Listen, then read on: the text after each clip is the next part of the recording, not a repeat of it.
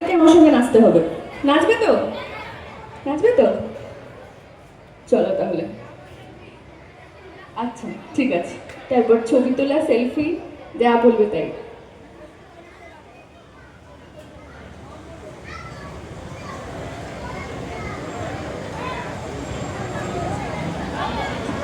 যাই এবারে রাইয়ের সঙ্গে। সবাই রেডি তো দেখি? इतना सन्नाटा क्यों है भाई? একবার জোর করে হাতের তালি হয়ে যাক ফর রাই। এবার আমাদের সঙ্গে একটা ডান্স প্রেজেন্টেশন দেখবো তার সঙ্গে। তো চলো, all set, all ready. Sabita,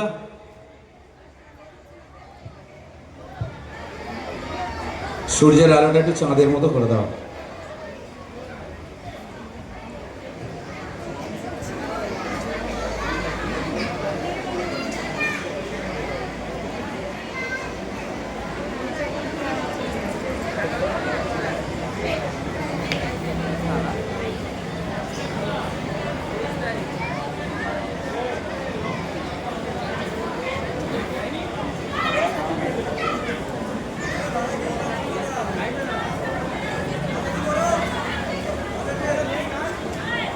mobile আনতে বলো।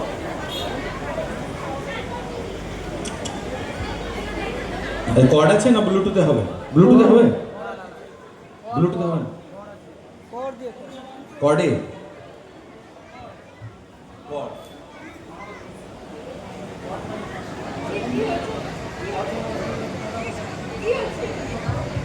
হ্যালো। হ্যাঁ, তো ওরা গান চালাতে থাকুক, সেই সময় আমরা একটু নিজেদের মধ্যে কথোপকথন করে নিই, কেমন? একটু গল্প করে নিই, গান চলতে চলতে সময়টা নষ্ট করবো কেন? তো দেখি তো যারা মিঠিঝোড়া দেখে তাদের কি প্রশ্ন আছে রায়ের প্রতি, রায়কে করার মতো।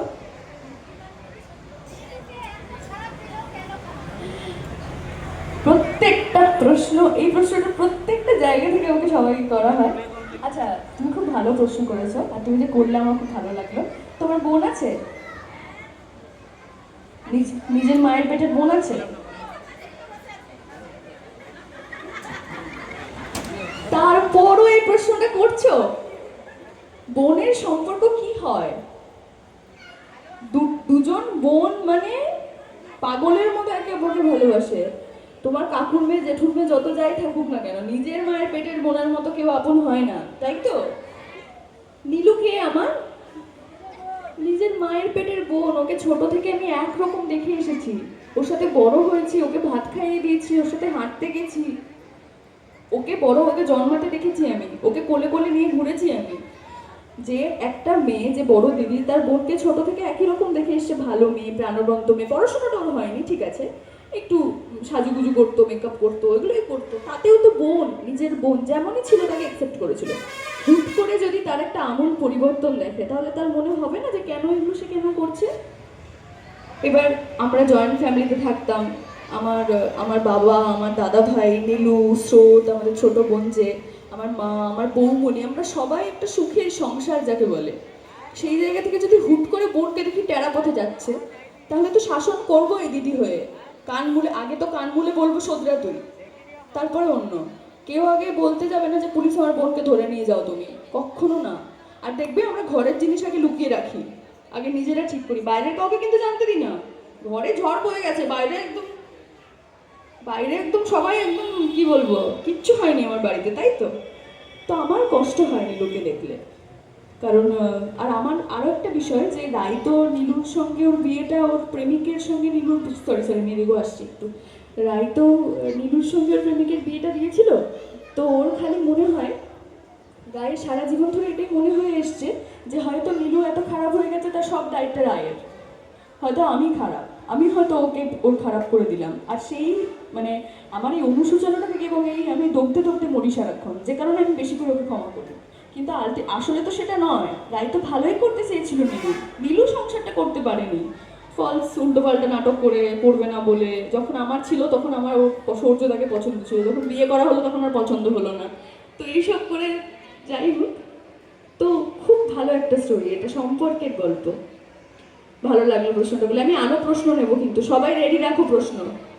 কে কি প্রশ্ন করবে রেডি রাখো। আরাত্রিকাকে করবে না রায়কে করবে, যাকে করবে তার তাকে উত্তর দেবে, ঠিক আছে?